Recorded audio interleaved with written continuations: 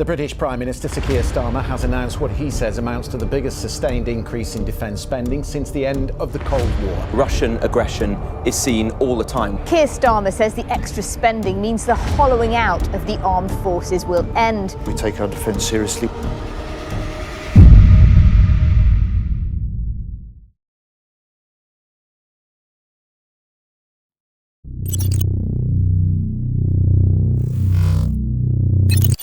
%71% of you watching haven't subscribed yet. And if that's you, consider this. You wouldn't skip a briefing before stepping onto the battlefield, would you? Don't skip this either, because this week, Britain released a new defence strategy. More cash, new submarines, AI, drones, cyber units. Sounds alley, doesn't it? But is it just another PowerPoint parade? Let's take a look at what's being said by the press. Defence Review, Starmer makes case for military spending. The Royal Navy on a training exercise, but the dangers are all too real. The Prime Minister says we're in a new era of threats that requires a different order of response. It certainly does. There's certainly a lot going on. And we know that in times of peace, you prepare for war, don't you? And let's face it, we want to be the best when it comes to war, don't we? We want to be Great Britain, not just Britain. Every part of society, every citizen of this country has a role to play. He's right there as well. He's right there. We're backed by industry and all that sort of stuff. And I think that's where he's going with this. Do you know what I mean? Everybody, every man, Jack, let's peel it back to the Churchill days where everybody, man, woman and child stood consolidated with one purpose. And that is being the best. Because we have to recognise that things have changed. The threat we now face is more serious, more immediate, and more unpredictable. I'm going to tell you, personally, I think he's the wrong bloke to be doing this. But I've said it before, haven't I? When you've got a row of shit sandwiches, the one you've been chosen to eat, you've got to choke it down, haven't you? We'll have to give him a chance until he's out of there, won't we? And at any time since the Cold War. But not so urgent that he's willing to turn an ambition for defence spending to increase to 3% of national income by the next Parliament into a firm commitment. I'm in the Regiment 22 SAS, a guy called Ed Butler. He's not Regiment 22 SAS anymore. He was way back when. He once said, the regiment is the people and the people are the regiment, all right? That's what makes it. And this is what makes a country. The people are the country, okay? And that's what you've got to try and realise here. It was a weak spot pounced on by his opponents. The language around the government's announcements definitely not firm enough. We need to get to 3% by the end of this Parliament. The world is getting more and more dangerous, and a lot of the things which they've announced in this Strategic Defence Review require money. Absolutely. So get real. That's what we're saying. Get real with it. Get real. Get the money. Get the dough spent. You know what I mean? Let's build this thing properly if we're going to build it. The funding row slightly overshadowed the unveiling of what's meant to be a key piece of work. This review is 140 pages long, containing warnings and solutions. One part describes the potential effects of war on the UK's way of life. This includes attacks on the armed forces in the UK and on overseas bases, air and missile attacks using long-range drones, cruise and ballistic missiles, targeting military infrastructure and critical national infrastructure. Proper dangerous place we live in nowadays, and you can actually throw into that as well, into the mix, which hasn't really been mentioned by her. Some of the internal stuff that's going on as well is also a threat to the way we live, isn't it? You know, we know that, don't we? And increased sabotage and cyber attacks. On the state of UK defence, the review says its wider ways of working remain suited to a peacetime era, with innovation stifled and bureaucracy consuming precious time and effort.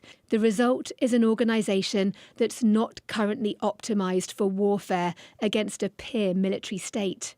Exactly. What we've just seen the Ukraine do is think outside the box in replacement for perhaps a lack of funds and all that sort of stuff. What are we actually going to bring to the party? We are the best. We've got the best troops. We've got the innovation. We just got to realise that potential, look after it properly, and like I say, start looking after the troops and they'll look after you. It made recommendations, though, saying, with rapid advances in technology driving the greatest change in how wars fought for more than a century, the UK must pivot to a new way of war. The team that led this review say it's about so much more than rebuilding the armed forces. It's about transforming the mindset of the country so that everyone is prepared for war. I do agree with that as well. You've got to transform the mindset of the country. That's a great one-liner just there. Reviewers describe this as the most profound change to UK defence in 150 years. Probably. Whether or not that's the case, though, depends on what the government and all of us do next. It all starts by looking after your people. That's what I'm going to say. And that could require tough choices. We'd like to spend our money on the things we want, health and welfare and education, and have our potholes filled in. And the idea that you'd spend more money on defence isn't an easy one. But the fact is, if you don't spend enough money on defence, then many of those other things become irrelevant.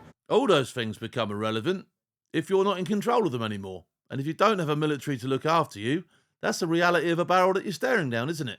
And if you don't get that, get your head round it. Ed was second nature during the Cold War. But is the UK willing once again to return to a war footing?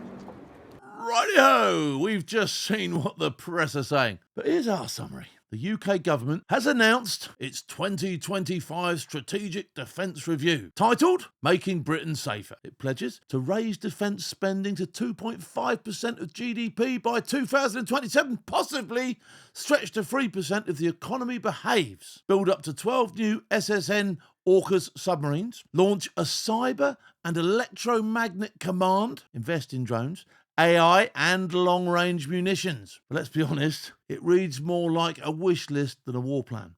Whilst Ukraine's firing drones from cargo trucks across 5,000 kilometres of hostile territory, we're still arguing over how to house junior ranks with a roof that doesn't leak. Let's have it right. Food quality, disgraceful. Accommodation, not fit for a scabby dog, let alone riflemen. Recruitment and retention, circling the drain. And yet we're talking about advanced AI systems and next-generation submarines. You can't build a future warfare on broken morale. Compare that with Operation Spiderweb. 117 drones, 17 billion in damage, total strategic humiliation for Russia. Delivered from a cost of what a used Mondeo would have been a few months ago. Clever planning. So yes, the threats are real. Russia is rattling sabres. China's playing the long game. And NATO's calling for 3.5% GDP defence spending by 2035. But the question is, are we actually building a war-fighting force or just updating the PowerPoint? Because while the headlines scream modernisation, the lads on the ground are still eating dog shit. That's right, yes, uncooked rations and Googling their own pension entitlements. So what can we learn from this review? Number one, the UK has finally accepted the 20th century is over, but catching up isn't leading. Two, drones, AI and cyber might be the future, but morale, accommodation and purpose are the here and now. Number three, you can't alternate patriotism if the lads don't believe in the mission. The tech won't save you. But let's end on a positive, shall we? Imagine if we actually get this right. Imagine if Britain, that builds the best fighting force in the world, not just on paper, but in reality, a force so sharp, so capable that it deters enemies without firing a shot. A military that gives young men and women purpose, discipline, identity, and a sense of pride again. One that restores national confidence and becomes the cornerstone of a new, great Britain.